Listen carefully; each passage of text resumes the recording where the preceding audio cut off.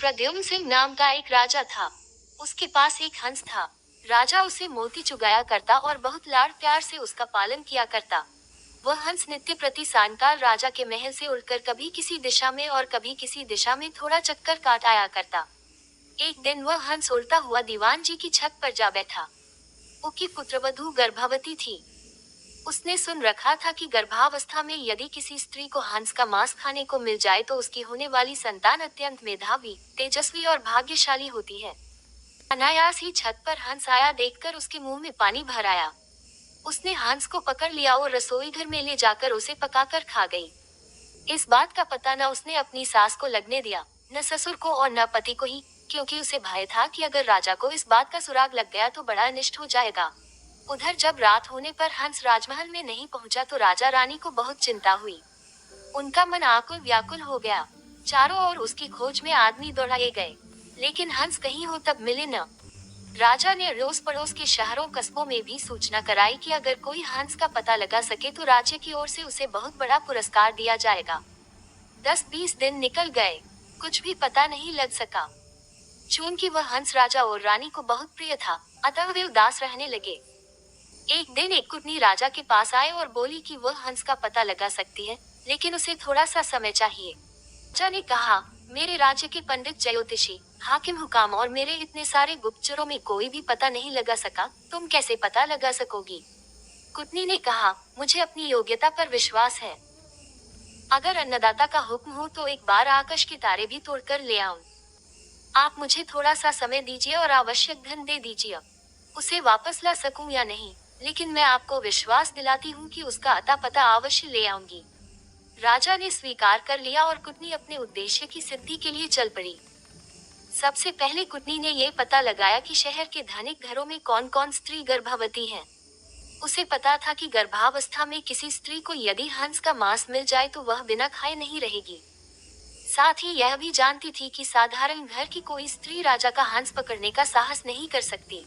खोजते खोजते उसे पता लगा कि दीवान की पुत्रवधू गर्भवती है। अतः उसके मन में संदेह हो गया कि हो सकता है राजा का हंस उड़ते उड़ते किसी दिन इनके घर की छत पर आ गया हो और गर्भावस्था में होने के कारण लोभवश स्त्री उसे खा गई हो। कुटनी ने सोचा, किसी भी स्त्री के साथ निकटस्थ मैत्री करने के लिए उसके पीहर के हालचाल जानना आवश्यक है। इसलिए कुटनी उसके पीहर के गांव पहुंची। वहां जाकर उसने पीहर वाले सारे लोगों के नाम धाम तथा उनके घर में बीती हुई खास खास पुरानी घटनाओं की जानकारी ली। उसे पता लगा कि दीवान जी की पुत्रवधू की बुआ छोटी उम्र में ही किसी साधु के साथ चली गई थी और आज तक लौटकर नहीं आई है। उसने सोचा, अब दीवान जी के घर जाकर उनकी पुत्रवधू की बुआ बनकर भेद लेने का अच्छा अस्त्र अपने हाथ आ गया। वह दीवान जी के घर गई। उनकी पुत्रवधू के साथ बहुत स्नेह ममत्व की बात करने लगी और बोली, बेटी, मैं तेरी बुआ हूँ।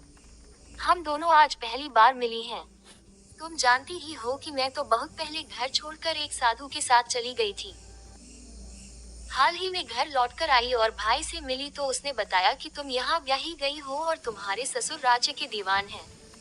ये जानकर मन में तुमसे मिलने की बहुत उत्कंठा हुई तो यहाँ चली आई। तुम्हें देखकर मेरे मन में बहुत ही हर्ष हुआ। भगवान तुम्हें सुखी रखे और तुम्हारी कोख से एक कांतिवान तेजस्वी पुत्र पैदा हो। मैं परसों वापस जा रही हूँ और तुम्हारे लड़का होने के बाद भाई भाभी को साथ लेकर बच्चे को देखने और उसका लाड़ चाव करने यहाँ आऊंगी। दीवान की पुत्रवधू ने अपने भोलपन के कारण उसकी बातों का विश्वास कर लिया और बोली, बुआ जी, आप आए हैं तो 10-20 दिन तो यहाँ रहिए। जाने की इतनी जल्दी भी क्या पड़ी है। बुआ बनी हुई कुटनी को और क्या चाहिए था।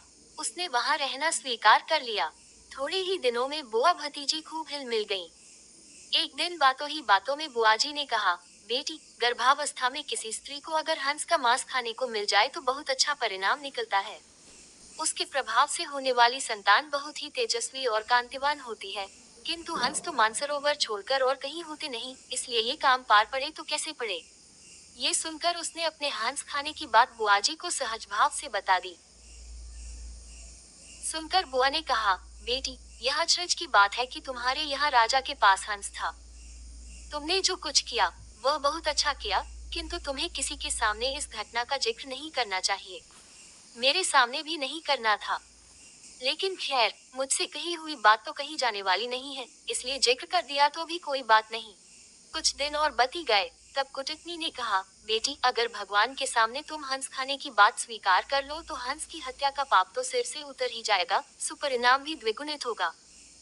मंदिर के पुजारी से कहकर मैं ऐसी व्यवस्था कर दूंगी कि जिस वक्त वहां तुम सारी घटना बताकर अपराध स्वीकार करो, उस वक्त पुजारी भी वहां नहीं रहे तथा और भी कोई न रहे, हम दो ही रहेंगे। उसने ऐसा करना स्वीकार कर लिया। कुटनी लुक छिपकर राजा के पास पहुंची और बोली, आपसे वायदा किया था, उसके अनुसार हंस का अता पता लगा लाई हूँ। ऐसा कहकर उसने सारी घटना राजा को बताई। राजा ने कहा, इसका प्रमाण क्या है? वह बोली, फला दिन आप मंदिर में आ जाएं और हंस खाने वाली स्त्री की स्वीकारोक्ति स्वयं अपने कानों सुन लें। राजा ने ऐसा करने की हाँ भर ली। नियत दिन समय से कुछ पहले पूर्व योजना के अनुसार कुटनी ने राजा को एक जरा ऊंचे स्थान पर रखे हुए एक बड़े से ढोल में छिपा दिया और बुआ भतीजी मंदिर पहुंची। मंदिर का पट खुला था। पुजारी या और दूसरा कोई भी व्यक्ति वहां नहीं था। अब बुआजी ने शुरू किया, हाँ तो बेटी क्या बात हुई थी उस दिन? दीवान की पुत्रवधू ने घटना आरंभ की। वह थोड़ी सी घटना ही कह पाई थी कि कुटनी ने सोचा, राजा ध्यानपूर्वक सुन तो रहा है न, इसलिए वह ढोल की तरफ इशारा करके बोली, ढोल रे ढोल, सुन रे बहू का बोल। उसका इतना कहना था कि भतीजी का माथा ठनका। उसे वहम हो गया कि हो न हो, दाल में कुछ काला है। मालूम होता है, मैं तो ठगी गई हूँ। वह चुप हो गई। बुआ बोली, हाँ तो बेटी, आगे क्या हुआ? इस पर भतीजी बोली, उसके बाद तो बुआजी मेरी आंख खुल गई, सपना टूट गया। भतीजी की आंख खुली, त्यों ही बुआजी की आंखें भी खुली की खुली रह गईं। उसके पांव तो भतीजी से भी भारी हो गए और उसके लिए उठकर खड़े होना भी मुश्किल हो गया।